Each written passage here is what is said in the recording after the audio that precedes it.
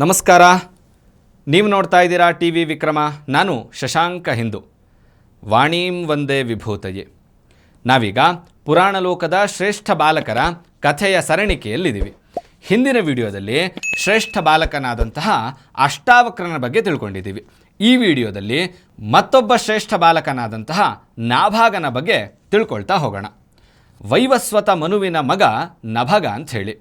ನಭಗನ ಕಿರಿಯ ಮಗನೇ ನಾಭಾಗ ಅಂಥೇಳಿ. ಅವನು ತನ್ನ ಅಣ್ಣಂದಿರಿಗೆ ಸಾಮ್ರಾಜ್ಯವನ್ನು ಬಿಟ್ಟು ಅವನು ಗುರುಕುಲ ಶಿಕ್ಷಣಕ್ಕೆ ಅಂಥೇಳಿ ಹೋಗಿರ್ತಾನೆ. ಅವನು ಗುರುಕುಲ ಶಿಕ್ಷಣವನ್ನೆಲ್ಲ ಮುಗಿಸಿಕೊಂಡು ತನ್ನ 14ನೇ ವಯಸ್ಸಿಗೆ ವಾಪಸ್ ಬಂದು ತಮ್ಮ ಅಣ್ಣಂದಿರ ಬಳಿ ತನ್ನ ಪಾಲನ್ನು ಕೇಳಿದಂತಹ ಸಂದರ್ಭದಲ್ಲಿ ಅಣ್ಣಂದಿರೆಲ್ಲರೂ ಸೇರಿ ನಿನಗೆ ಪಾಲು ಕೊಡಬೇಕು ಅನ್ನೋದೇ ನಮಗೆ ಮರ್ತೋಯ್ತು, ಹಾಗಾಗಿ ನಮ್ಮ ತಂದೆಯನ್ನೇ ನಿನಗೆ ಕೊಡ್ತೀನಿ ಅನ್ನುವಂತಹ ಮಾತನ್ನು ಹೇಳ್ತಾರೆ. ಆಗ ನಾಭಾಗ ಏನು ಮಾಡಬೇಕು ಅನ್ನುವಂಥದ್ದು ತೋಚದೆ ಸೀದಾ ತಂದೆಯಾದಂತಹ ನಭಗನ ಬಳಿ ಹೋಗ್ತಾನೆ. ಆಗ ತಂದೆ, ನಿಮ್ಮ ಅಣ್ಣಂದಿರೆಲ್ಲರೂ ಸೇರಿ ನಿನಗೆ ಮೋಸ ಮಾಡಿದ್ದಾರೆ, ಆದರೆ ನೀನು ತಲೆ ಕೆಡಿಸ್ಕೊಳ್ಬೇಡ, ನಿನಗೆ ಜೀವನೋಪಾಯಕ್ಕೆ ಏನು ಮಾಡಬೇಕು ಅನ್ನೋದನ್ನು ನಾನು ತಿಳಿಸ್ಕೊಡ್ತೀನಿ ಅನ್ನುವಂತಹದ್ದನ್ನು ಹೇಳ್ತಾನೆ.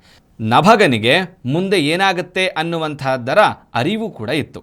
ಇದೇ ಕಾರಣಕ್ಕಾಗಿ ಅವನು ಹೇಳ್ತಾನೆ, ಅಂಗೀರಸರು ಇಲ್ಲೇ ಸಮೀಪದಲ್ಲೇ ಮಹಾಯಾಗವೊಂದನ್ನು ನಡೆಸ್ತಾ ಇದ್ದಾರೆ. ಅದು 14 ದಿನಗಳವರೆಗೆ ನಡೆಯುತ್ತೆ.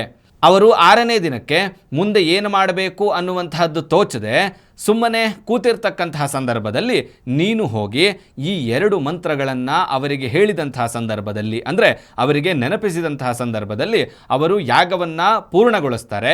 ನಂತರ ಯಾಗದಲ್ಲಿ ಉಳಿದಿರುವಂತಹದ್ದೆಲ್ಲವನ್ನು ಕೂಡ ನಿನಗೆ ಕೊಡ್ತಾರೆ, ಅದು ನಿನ್ನ ಜೀವನಕ್ಕೆ ಸಾಕಾಗತ್ತೆ ಅನ್ನುವಂತಹ ಮಾತನ್ನು ಹೇಳ್ತಾರೆ.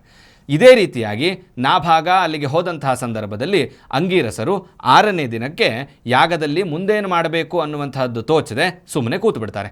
ಅವರಿಗೆ ನಾಭಾಗರು ಈ 2 ಮಂತ್ರಗಳನ್ನು ನೆನಪಿಸಿಕೊಡ್ತಾರೆ. ತದನಂತರ ಯಾಗ ಯಾವುದೇ ಅಡ್ಡಿ ಆತಂಕಗಳಿಲ್ಲದೆ ಪೂರ್ಣ ಆಗುತ್ತೆ.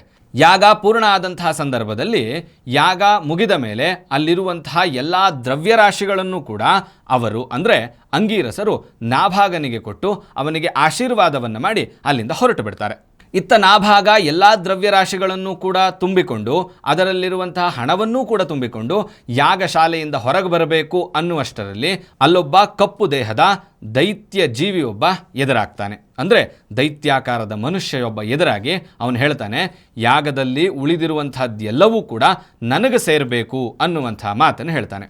ಆಗ ನಾಭಾಗರು ಹೇಳ್ತಾರೆ, ಇಲ್ಲ, ಸ್ವತಃ ಅಂಗೀರಸರೇ, ಅಂದರೆ ಯಾರು ಯಾಗವನ್ನು ಮಾಡಿಸಿದ್ರೋ ಅವರೇ ನನಗಿದನ್ನೆಲ್ಲ ಕೊಟ್ಟು ಹೋಗಿದ್ದಾರೆ ಅನ್ನುವಂತಹ ಮಾತನ್ನು ಹೇಳಿದ್ರೂ ಕೂಡ ಆ ದೈತ್ಯಾಕಾರದ ವ್ಯಕ್ತಿ ಹೇಳ್ತಾನೆ, ನಿಮ್ಮ ತಂದೆಯ ಬಳಿ ಹೋಗೋಣ, ಅವರ ಹತ್ತಿರ ಕೇಳೋಣ, ಅವರು ಯಾರಿಗೆ ಸೇರಿದ್ದು ಅಂತ ಹೇಳ್ತಾರೋ ಅವರಿಗೆ ಈ ದ್ರವ್ಯರಾಶಿಗಳೆಲ್ಲ ಸೇರುತ್ತೆ ಅನ್ನುವಂತಹ ಮಾತನ್ನು ಹೇಳ್ತಾರೆ. ಆಗ ನಾಭಾಗ ಇದಕ್ಕೆ ಒಪ್ಪಿ ನಾಭಾಗ ಮತ್ತು ಕಪ್ಪು ಬಣ್ಣದ ದೈತ್ಯಾಕಾರದ ವ್ಯಕ್ತಿ ಇಬ್ಬರೂ ಕೂಡ ನಭಗನ ಬಳಿ ಬರ್ತಾರೆ. ನಭಗನ ಬಳಿ ಬಂದಂತಹ ಸಂದರ್ಭದಲ್ಲಿ ನಭಗ ಯೋಚನೆ ಮಾಡಿ, ಈ ದೈತ್ಯಾಕಾರದ ಜೀವಿ ಬೇರೆ ಯಾರೂ ಅಲ್ಲ, ಇವನು ಸ್ವತಃ ರುದ್ರದೇವ. ಯಾಗದಲ್ಲಿ ಉಳಿದಿರುವಂತಹದ್ದೆಲ್ಲದೂ ಕೂಡ ಈ ವ್ಯಕ್ತಿಗೆ, ಅಂದರೆ ರುದ್ರದೇವನಿಗೆ ಸೇರಬೇಕು ಅನ್ನುವಂತಹ ಮಾತನ್ನು ಹೇಳ್ತಾರೆ. ಆಗ ರುದ್ರದೇವ ಹೇಳ್ತಾನೆ, ನಿನ್ನ ಧರ್ಮಬುದ್ಧಿಗೆ ಹಾಗೂ ನಿನ್ನ ಮಗನ ವಿನಯಕ್ಕೆ ನಾನು ಮೆಚ್ಚಿದ್ದೀನಿ, ಹಾಗಾಗಿ ಈ ದ್ರವ್ಯರಾಶಿಗಳನ್ನೆಲ್ಲವನ್ನೂ ಕೂಡ ನೀವೇ ಇಟ್ಟುಕೊಳ್ಳಿ. ಅಷ್ಟೇ ಅಲ್ಲದೆ ಅಣ್ಣನಿಂದ ಯಾವ ಸಾಮ್ರಾಜ್ಯ ತಮ್ಮನಿಗೆ ದಕ್ಕದೇ ಹೋಗಿದೆಯೋ ಆ ಸಾಮ್ರಾಜ್ಯ ಕೂಡ ಇವನಿಗೇ ದಕ್ಕಲಿ ಅನ್ನುವಂತಹ ವರವನ್ನು ಕೊಟ್ಟು ರುದ್ರದೇವ ಅಲ್ಲಿಂದ ಕಣ್ಮರೆ ಆಗ್ತಾನೆ. ಮುಂದೆ 100 ವರ್ಷಗಳ ಕಾಲ ನಾಭಾಗ ರಾಜನಾಗಿ ಸಾಮ್ರಾಜ್ಯದ ಆಳ್ವಿಕೆಯನ್ನು ಮಾಡ್ತಾನೆ. ಇದು ಅವನಿಗಿದ್ದಂತಹ ವಿನಯದಿಂದ ಸಿಕ್ಕಿದಂತಹ ವರ.